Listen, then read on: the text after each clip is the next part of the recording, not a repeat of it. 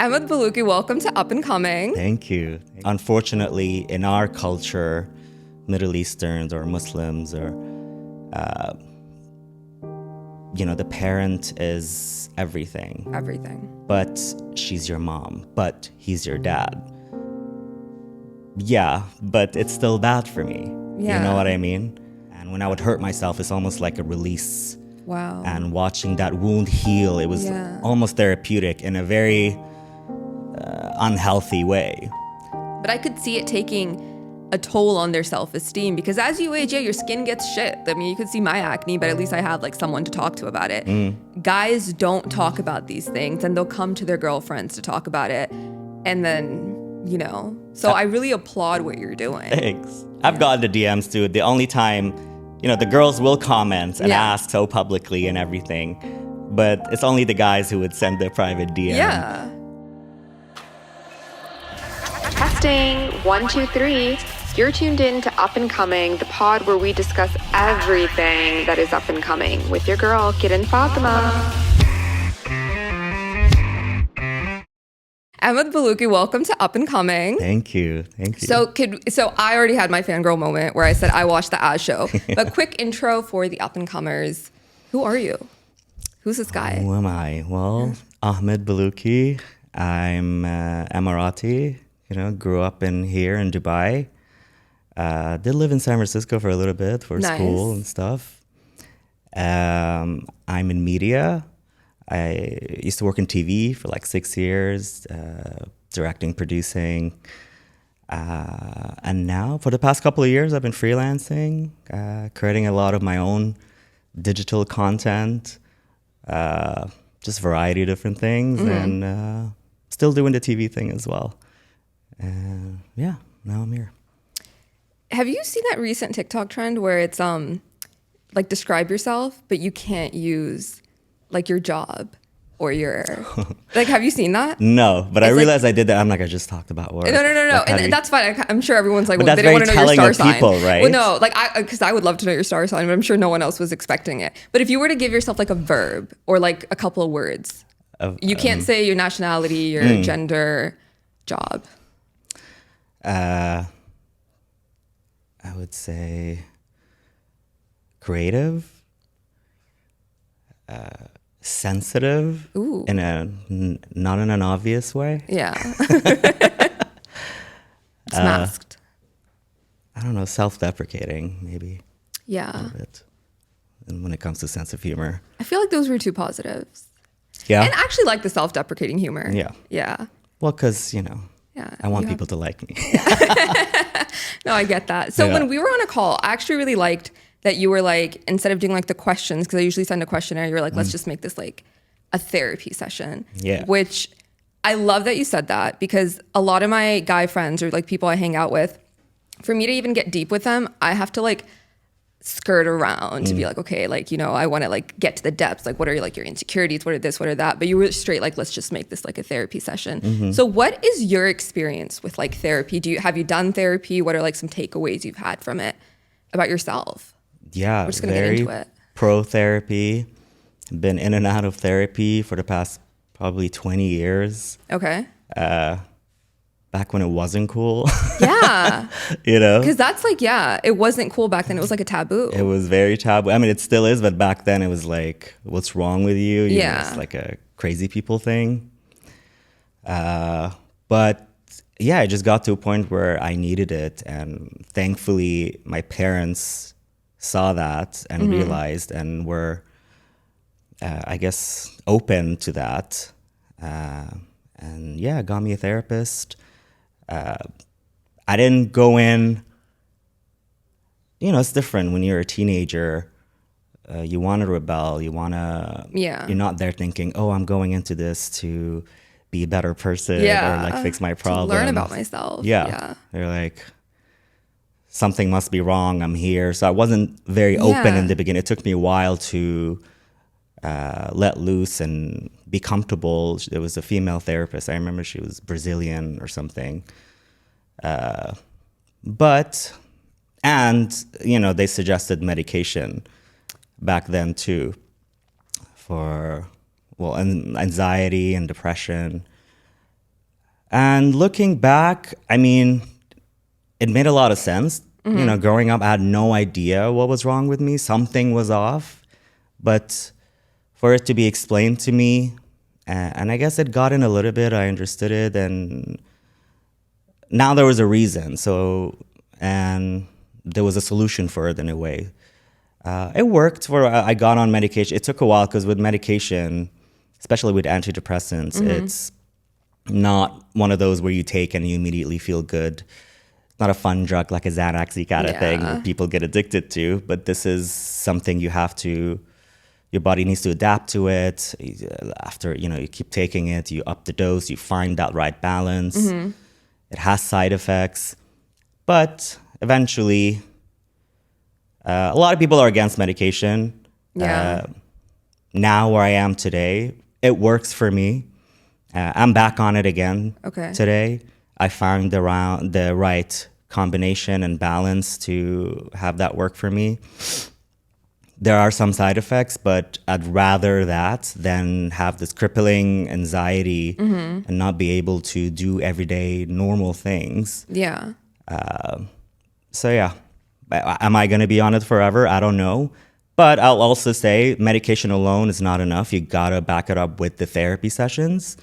Because the medication part is only half of it. Yeah. It'll give you that little push to want to, take that fear away a little bit and make a change and want to be better. And then that's when the therapy comes in. Yeah. And in therapy, that's something it's a decision that needs to come within you. It's a personal decision. Nobody can force you to do it. And when somebody does, you're going to reject it. So I feel lucky and grateful that light bulb, I had that switch and the decision solely came from me to want to do this. And it's worked out for me. Yeah. No, I appreciate you being so honest. And I mean, because you said it's been on and off for 20 years, the first time was probably you in your teens. How did you know that something was wrong? Because you said it, you're I just knew, were people telling you there was something wrong, or did you know innately? Yeah. Well, when I was little, I was a very quiet kid. I kept everything in. I was very shy, very scared, which looking back, that's the anxiety part. Yeah. Which is normal when you see little kids, they're just shy, they're introverted, it's cute. Sure, but it was a little extreme looking back. I don't know what grade it was, but I was old enough to not wet my pants. Yeah. But I would wet my pants at night or even in middle of class because I'd be too scared to ask to go to the bathroom. Wow, yeah. And then kids are mean and that would happen so publicly, and it's so traumatic for a child who's already so nervous. It is. So yeah, and I didn't know what was the reason for all of that, but and also growing up in a chaotic home is also hard because home is supposed to be your safe place, and leaving school, which is where the bullying is, to go to another place where you don't feel safe, it was all a bit much. And there was the self-harming that started because before I even knew what that was. Yeah. You know what I mean? We didn't have the internet then. We didn't know what the vocabulary for these things. I was just figuring everything out on my own in my own little world. And with the self-harm thing, later on, I realized it's because I would keep everything in. And when I would hurt myself, it's almost like a release. Wow. And watching that wound heal, it was almost therapeutic in a very unhealthy way. And I think when I was exposed and my parents saw that, that's when, the secret was out. And I couldn't, go on anymore. And that's when they got me to a therapist. And that was the beginning of it. Yeah. And, it wasn't fixed right away, but it took a long, long time for me to figure it out. But I don't know. I have no regrets. I feel like because of it, I'm a more understanding person, more empathetic. I can put myself in other people's shoes when they're going through a hard time, just because of having gone through a lot of like these things. And it's nice to be able to be there for them in a way where somebody maybe wasn't there for me. You know what I mean? And in that, it's very helpful. You really, the most helpful thing to yourself is like when you're able to help others, you really do help yourself at the same time, because you kind of get out of your own head as well. Because we're very like me, I'm the victim, and you want to blame things, and it's almost in a selfish way when you're so in your own head thinking of all the bad things that are happening to you. You know what I mean? Because when you're thinking of all that, even if it's all that negative stuff, all about yourself, there's no room for anybody else in your life. Yeah. It's all about me. So anyway, if you look at it, it is a very selfish thing. So being there for other people, it's like, get your head out of your ass. And yeah, it's no, I very mean, helpful. I have no like comments on that, but I feel like there's like so much to unpack there. First, in terms of, because I feel like I've done adult therapy, not that much, so I'm not even going to sit here and act like I have, but a lot of people in like now in this era of their adulthood, they're unpacking childhood trauma in therapy. So you kind of already in your childhood going through the trauma, were you unpacking the live, or were you, or vice versa? Like, how is your therapy journey now transitioning from what you were talking about back then to now? Back then, it was just trying to understand what these things were. What is anxiety? What is depression? Why does it happen?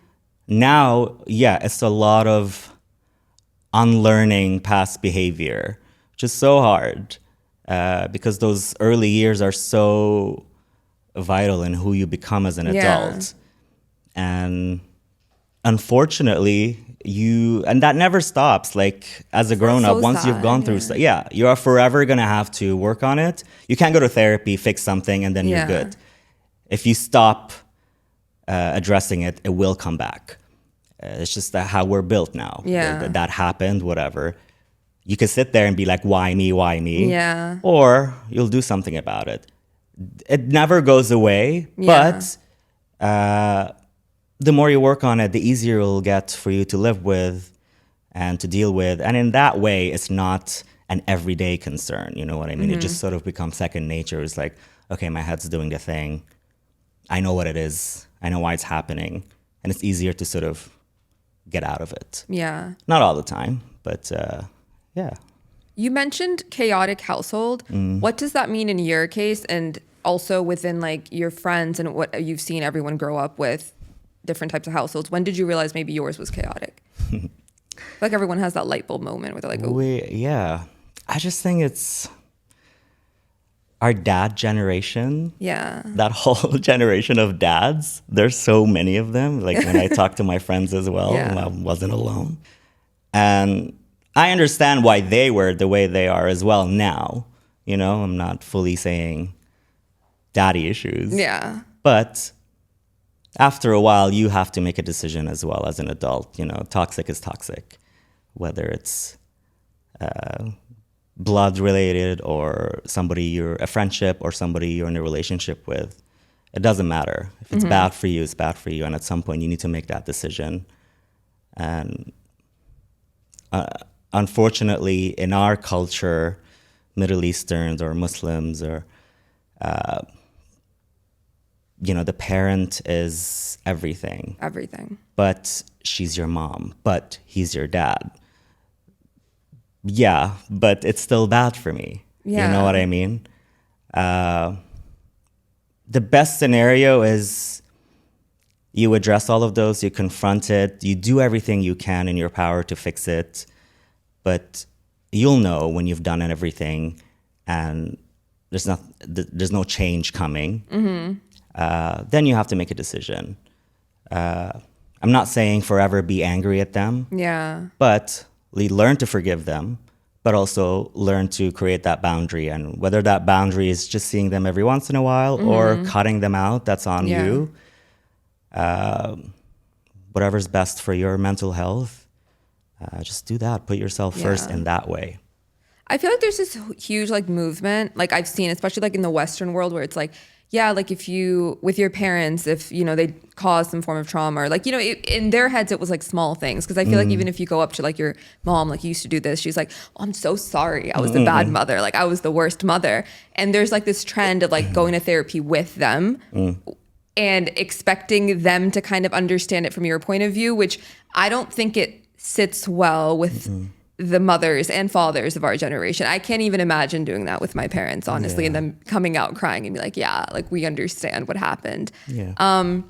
So I agree with the boundaries thing where it's like, it's a personal thing where it's like, okay, now from this day forward, this is kind of like how it's going to work for me to also be at that equilibrium with you guys where I don't get triggered every time I see you. And that happens a lot with my friends where they're like, we're so chill. We go back home and it's like, I'm 13 again. And I'm getting triggered over these crazy things. And like, I don't even know what amount of therapy or what amount of like talking would like do that. But do you have something where you kind of go into the patterns of like old Ahmed whenever like you go back home or like you see someone from your past? Or has everyone like, you're changed now, you're so zen? No, absolutely. That's why boundaries and having that limited time is so important, because I have a limit before I turn into that child again. Because you can't expect them to change. You can't expect anything to change around you. You can only change the way you react to things. That I have control over. I don't have control over how you're going to talk to me. But how I react to you, that I can work on and change. And that's how you change. Easier said than done. Because sometimes we all have our limits. We're human. There's also, I can't speak for mom. My relationship with my mom she was my best friend. Like that's a son and mother relationship. And I know a lot of mother and daughters are always like, butting heads. Right. But with dad, it was we were always at war with each other. I don't know. I mean, there's so much to say, but I also think the men of that generation, there's also a lot of ego there, that they will not accept any criticism. You know what I mean? There's also this one thing what I've talked about before with just Middle Eastern men and boys in Middle Eastern culture. The men can do no wrong. You know what I mean? Like the boys always preferred over the girls. And they're so vocal about it. Like even the women are. And they put them on a pedestal. And boys can get away with a lot of things, but girls cannot. Which I'm sure you might probably can relate. 100% experience that, What this causes later when these boys grow up, they have this huge ego where they cannot do any wrong. And the one thing that, rubs them the wrong way as an adult, it's like a shock. Like, do you know who you're talking to? Do you know? Because they were like worshipped growing up. Literally. You know what I mean? I was too. And with a lot of my female relatives and aunts and... But thankfully, I was able to grow up and recognize that and see it and point it out now when it happens with me and I have two younger sisters. It's so obvious when that happens. And I see my little cousins. But when that happens now, I sort of point it out almost immediately as a joke. I'm like, you know what I mean? They say something to her and they look at me and we kind of look at each other. We're like, you know what I mean? My sister's like, I hate you. I'm like, I know. But we acknowledge it.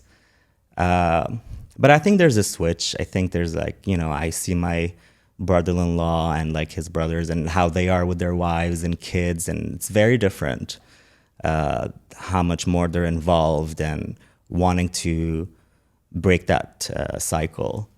So I think it'll get better. No, I appreciate you acknowledging that, because for me, the longest time, and I know there's a lot of girls like this, I would have resentment towards your gender. Like I would just be like I would just pick a fight for no reason. And I think somewhere deep down, I still have it, and I need to like unlearn that.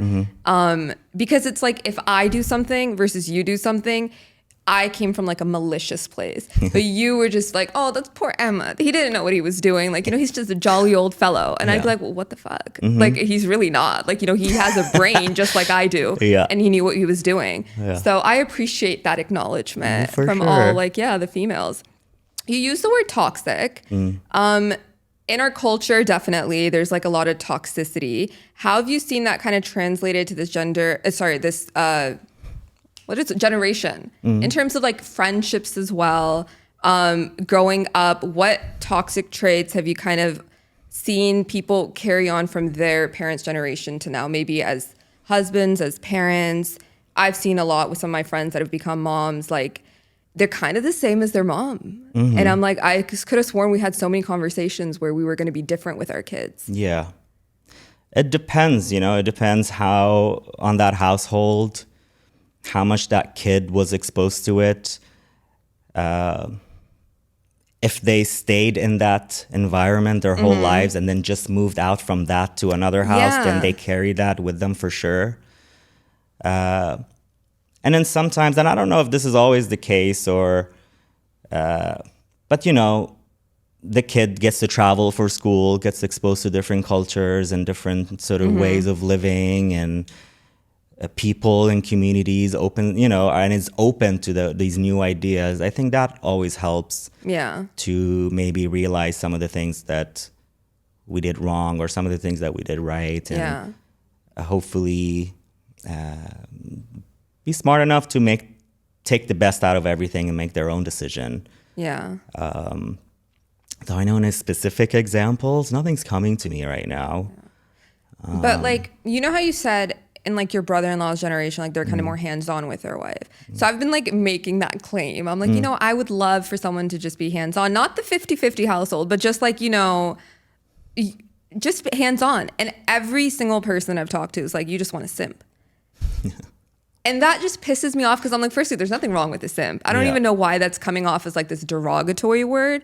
It kind of perpetuates that toxic masculinity thing where it's like, well, like a simp. Girls wanting bad boys and and just girls needing to be controlled because they don't know what they want, right? Like, and everyone says that to me. They're like, you're so outspoken. You need someone to control you. Here's the thing, like people or girls or whoever, when they talk about wanting like a baddie or somebody who like be too toxic to them a little bit and that's sexy or hot, I don't think they've actually been in a true emotionally abusive toxic relationship. Yeah.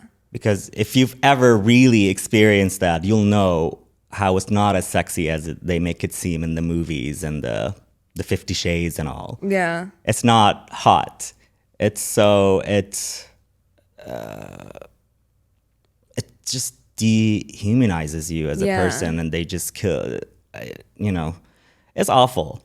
And I think a lot of the times most of the time, if we see a woman in a relationship like that from the outside, unfortunately, you blame her. Yeah. Like, why? How do you not see it? And that's the thing. Unless you're in it, you really don't see it. The way they manipulate you and brainwash you, it's not her fault. So yeah, unless you've been in a situation like that yourself, you're not gonna think having a toxic boyfriend is hot. I agree. And I think a lot of times, like you said, dehumanizing, it also like you lose respect of yourself in your own eyes. Low-key, you kind of know it's a fucked up situation. Like, you just can't leave. But the brainwashing is so strong that they've ripped every respect and personality out of you, and you literally feel like you're nothing without them because they've instilled that seed in you so many times. Yeah. It's like a trauma bond. I've been hearing that word all over. Trauma bond. Yeah. Trauma bond? Well, no, isn't trauma bond mostly like... Stockholm Syndrome? No, when like, let's say me and you meet for the first time and we talk about some messed up situation that we both had and we sort of laugh about that trauma and that bonds us in a way. It's like, oh, we both have mental illness. And you laugh about it, whatever, just to like... I don't know, because this one dating coach was saying it to me. She's like, if you feel anxiety and you get sparks on a first date, that's kind of a sign of a trauma bond because I don't know. Actually, now if you really think, is it because like you're excited he's gonna like inflict trauma? Like I don't get how you're bonded. I don't know. Isn't that just butterflies? But apparently butterflies are not what you're supposed to be They're feeling. not. That's the thing, Which right? is sad, but yeah. Like the harder you fall in the beginning, it's like the worse it is or something. Which But when you fall in love, you do go crazy. The same sort of chemicals are released as when you like lose your mind a little bit, and you don't make decisions or say things as you would when you're not in love or as a sane person. Yeah. So it does make you do crazy things. It's normal to an extent. Who's Ahmed when he's in love? It's very different for who I was and who I am today. In the past, fall very hard for the emotionally unavailable. All that stuff we talked about. That's why when I see these kids talk about like, oh, he's a simp or whatever, I want someone bad. I'm like, oh, it's not fun. And it took me a very long time to get out of that mindset. So much that I'm so far away from even thinking of like the idea of love. I have a lot healthier outlook on it and understanding of what it should be and how I feel I will act in my next relationship. I don't know if I'll be able to apply all these new skills because I haven't had feelings for anyone in a while. Yeah. But all I tell myself, I'm like, whoever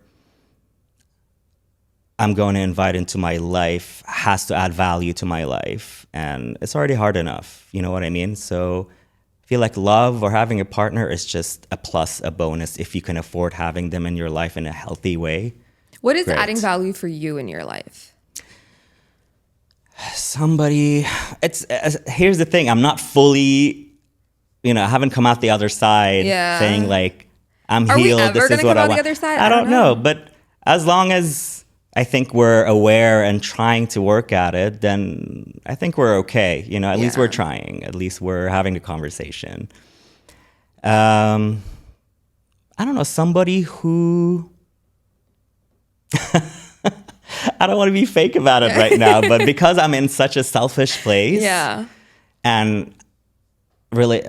A relationship is about compromise a little bit, at least on certain things, and I just don't want to compromise. I get that. I'm really enjoying my independence, and I know this is only because of bad experiences. You know what I mean? That the fear of I will never want to let myself get to that place again. Yeah. Where I'm like this nobody and did all these like stupid things, and because you feel so pathetic even thinking back. Like, that was me. Yeah. Yeah. And it's sad. Like we need to get to a place where we sort of forgive ourselves and say like we're only human and it could happen to anybody. And I'm not there yet. Yeah. But when I'm ready to let somebody in again, I don't know. Will you ever be ready? Because sometimes the whole going on dates thing has never really worked for me. Like setting something up. Like the dating apps or anything. Yeah. It's never, not for like feelings. Sure, you can hook up, but it's just, it's very like fake and transactional kind of. Yeah, just interview questions of star signs and what do you do and how many siblings do you have and. Wait, so then what's your preferred method? Don't say like in friends, in gatherings. Because when I hear that, I'm like, you're depending then on your friends who really don't sit there and think about you all day. That idea is nice. Friend. Of like your friends, looking out for you, be like, I have someone for you or whatever. Usually they're so wrong. But I mean, I'm like, that's nice. And a lot of the times I'm like, I didn't ask you. Like, I'm good. They feel like I need to be in a relationship sometimes. Yeah. Like they would feel bad for me or something. I'm like, it's okay. I would tell you if I'm feeling bad about it. I get that. But it's just, I don't know. Sometimes it's hard to get that idea of that movie love out of your head. You know what I mean? It's weird in the beginning because we project a lot of the things that we want onto that person. Because when you do have a crush on someone, like I said, you are a little like blinded by everything and you don't see the red flags or you purposely ignore them. and you see one thing that they did that, you know, it's on your list. You're like, oh, okay, they got that. Yeah. And you amplify it and whatever. But then as soon as that phase is gone and those chemicals have chilled, then you're left with the real person. Yeah. The stuff that you ignored is there. You can't ignore anymore, and you don't have the love butterflies to distract you know. anymore. And that's when you know. It's like, oh, do I still like this person? Yeah. You got to like them. Yeah, I know heard what I that. mean? Like, instead of loving them, like, you should really at least like the person. Love is great, but if you don't like them, if you don't want to be friends with them, Yeah. it's not. So for someone who's on their journey to like the healing, you're almost like at the end of the tunnel. What are like red flags that you now see for yourself, or even like all of us should be looking out for? Like, yo, like, do not ignore these red flags off the bat that just comes to your head. Red flags.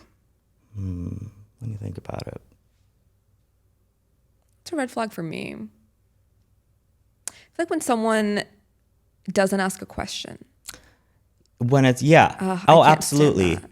Or like recycles the question. I have fights about this. I'm like, I'm not going to answer a question I just asked you. Yeah. Like, either like word it in a different way, let's use a different verb, or like come up with a genuine question. Or they wait for you to ask Yeah. them, right? Like, I'm asking you a question, you tell me, and then you're just like, Yeah. Or like, tell okay, me about I guess I'll yourself. ask again. And yeah, if they don't ask you anything about yourself, absolutely, that's a huge one. If they're not listening, a lot of the times we don't listen.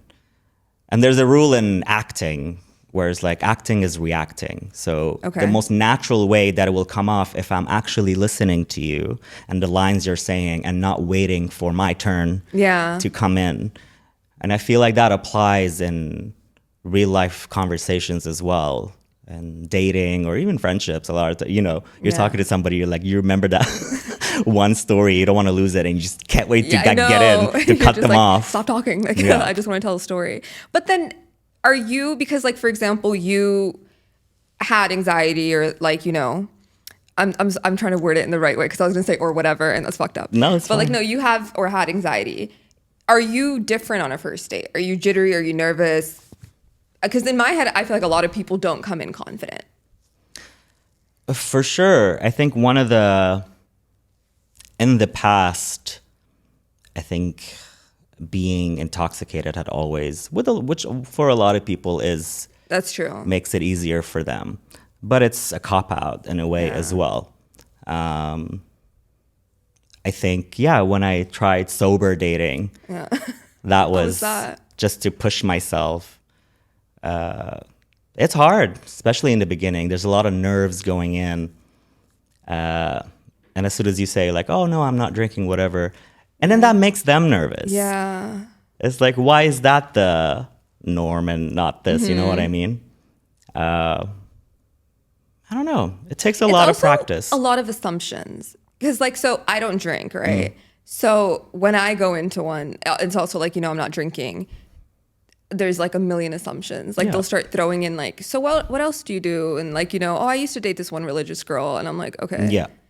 Thank you for the assumptions. You can just ask me instead of being indirect about it. But I feel like it's just like a vibe check. Like we're always just seeing what the other person's doing. Not drinking has really limits the dating pool for sure. For a lot of people, it's a no. Just because, it's just so, which is fine. It's just so normalized to go out for a drink. And if you're somebody who doesn't drink, dating will make it even harder. In big cities, which Dubai is now. So are you introverted? I think I am, but it doesn't look like that to a lot of people. A lot of How my does that play friends. with your career though? Because you're in media. It's sometimes I just like shock myself. I'm like, how did I put myself in this situation? Especially when it comes to like TV, when you're like directing or producing, where the whole crew just turns to you for answers. And it's insane. And I think it's because I think what helps me get through things, and this is not the healthiest way of dealing with things, but like disassociating. I've just gotten so used to that growing up because I had to just to get through things. And I feel like that's one thing I still do in difficult situations just to get through it. Yeah. But then, unfortunately, there's always a price to pay later. Like I feel so drained energy-wise. I was gonna say your social battery must be like zero. when Oh, you walk like in. if I go out one night, then I need days to not see people just to get back out there again. But is it small talk that's draining you, or is it just like people? Both. I feel like this is a me thing as well. I Yeah. feel like I have to put on this Face and facade. face and this act, and the people-pleasing part of Yeah. me kicks in, and wanting to make everybody laugh, and to a point where like now if I'm ever having an off day, someone will immediately notice, what's wrong? I'm like, I'm just sitting here. Yeah. And you know how people have resting bitch face? Yeah. I have a resting sad face. Oh my God, same. Same. Do you know how many times in college I'd just be walking, Yeah. like from one place to another on campus, and someone would text me like, why are you sad? Yeah. And they're just like, it just looks like you're so sad walking. I'm like, that's my face. Yeah. Like, I don't know what to tell you. That's why I got rid of it. I got some Botox here and now my eyebrows. Because usually it's like this. It just falls like a sad person. I guess I have that. So I got rid of the vulnerability in my eyes a little bit. I was gonna ask, don't do ask as you much. before the Botox, do you have a fear of vulnerability? No, not anymore. I feel like I'm very open. But are you, or is it like just things you're letting people know about you? Sure, there's also that. You know what I mean? It's also a tactic in a way. Yeah. It's like I'll be very open and vulnerable about a lot of things, which, you know, will make me approachable and it will put the other person at ease. But yeah, there's absolutely certain things. Depends on the situation. But that is something I do for sure. Yeah. I make sure whoever the person is, to make them feel comfortable, I will share something, or it's become second nature at this point. Yeah. I don't even know. I'm not even doing it on purpose. It's just, I like whoever's around me to be comfortable. Yeah. And You know, I have the same thing, but my friends have even like a couple years now are like, no, but we feel like we don't know you. And they're like, we're always hanging out with you. We're always at your place. You're always talking, but we don't know you. And Yeah. it's more like you know us, but we don't know you. And I'm like, yeah, I don't Yeah. know what to tell you. There's not really much to know. I mean, I'm sure you're like, which is why you probably like to do this Interviewing podcast, people, is yeah. because you like reading people, you like thinking about things and That's literally me, understanding yeah. things. Yeah, and it just turns you into that sort of person. Because not many people like talking about their feelings or whatever. Vulnerability is hard, and asking for help is very hard. Which still, and we hear these words, it's like, oh, it's not a weakness, it's a strength or whatever, but it is true. Asking for help is very hard, and to admit that, oh, I'm Yeah. doing something wrong. I used to have this huge ego, but very low self-esteem. And when I heard those two things together, it was such a shock that I'm like, Yeah. how are they in the same sentence? But it hit me like a ton of bricks. I'm just like, that's me. I'm sitting here judging so many people, so many Yeah. creators, whatever. I'm like, I could do that. I could do that. Oh my God, why did that film get made? And I'm just like, but they're doing it. You're sitting Yeah. here on the outside making fun of them. Why? They actually had the courage to go do it, and you're not. So that's the low self-esteem part. And my ego was hurt. That's a huge self-reflection. Yeah. And I feel like a lot of people have that. That kind of also plays into, well, actually not really the imposter syndrome. But that's like a branch of it where it's like we just always think we're just shit. Yeah. And I know a lot of women kind of face that, honestly, at work. We just always just don't think we're good enough at all Most times. people Yeah. deal with that, but yeah, a lot of dudes are usually can fake it better. One of my friends' quote is like, I wish I had the confidence of like a mediocre white guy. Yeah. Literally. Just fake Absolutely. it. Yeah. And I can't. It's crazy. But then you talked about bullying. Does that still have its impact on you now? Yeah, for sure. That will Are you forever still have. insecure about things you were bullied about back then? Have you overcome your insecurities? I've overcome a lot of it. I think because I was a sensitive kid, I always felt more comfortable around the women in my life and that feminine energy, you know what I mean? But because of it, and because of the time, you were made fun of because you're a boy and you're supposed to like do very masculine things. And for some reason, you know, I was more comfortable listening to things and maybe talking about things. And I think growing up, I've been able to not care about that as much anymore, just because I know what the right thing, and there's nothing wrong with that. It's like, I don't know. And I'm a lot more comfortable with women than I am with it. I have a lot of trust issues when it comes to having guy friends or, you know, it just goes back to what you were exposed to and the examples you saw. You know what I mean? Yeah. But I'm also aware that that's a me thing and that I should not judge everybody like that. Not every dude's gonna make fun of me or, you know. And I've been lucky that I've come across some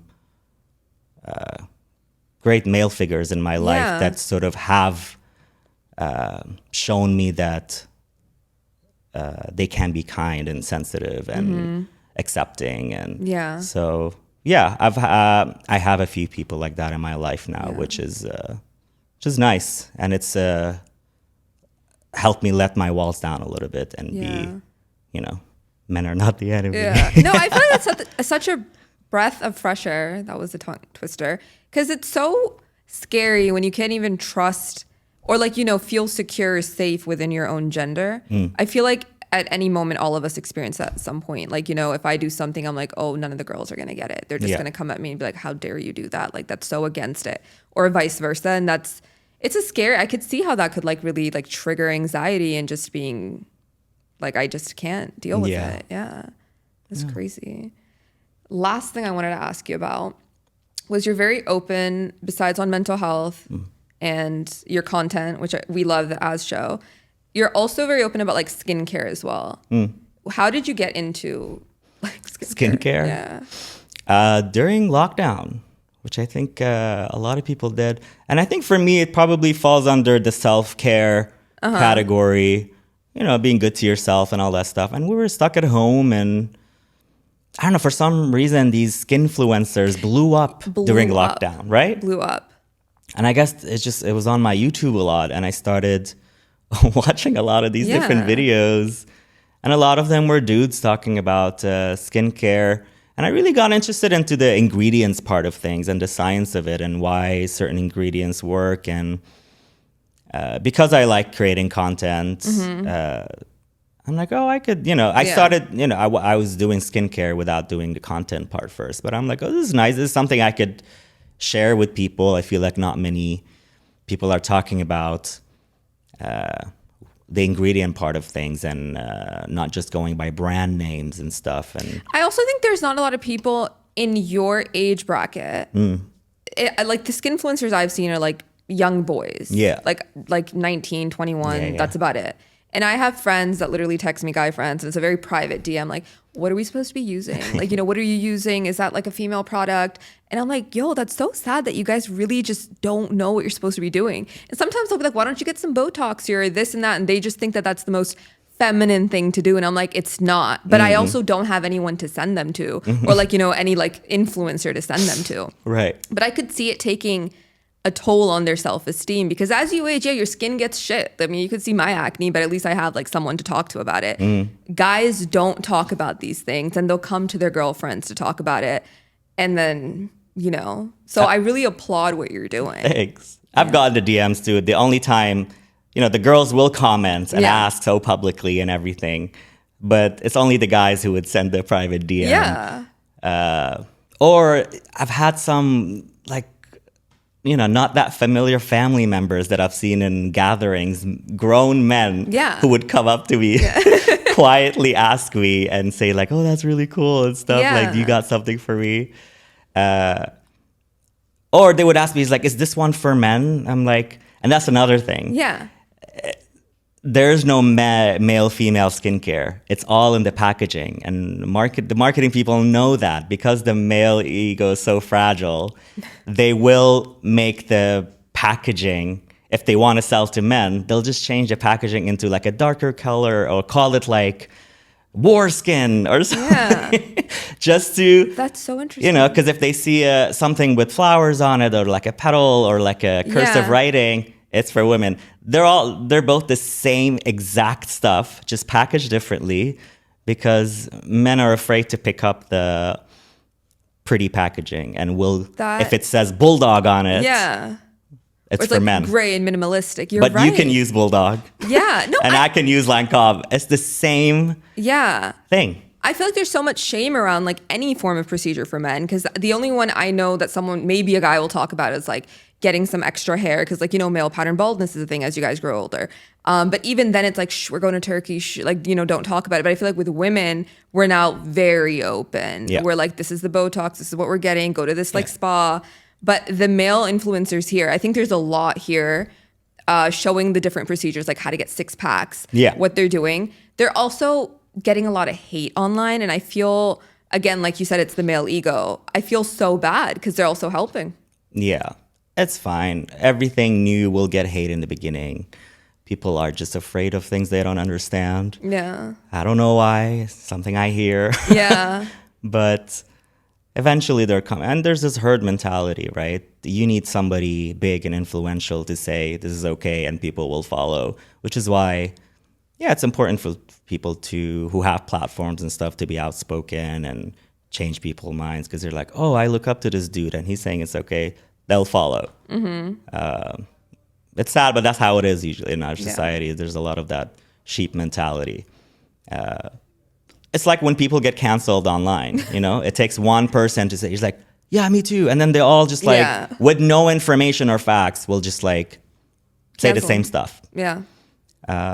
I just wish people would take a moment and gather their own facts and, you know, have their own opinion about things. Do you get cyberbullied to some degree? Not a lot. More on TikTok than on Instagram.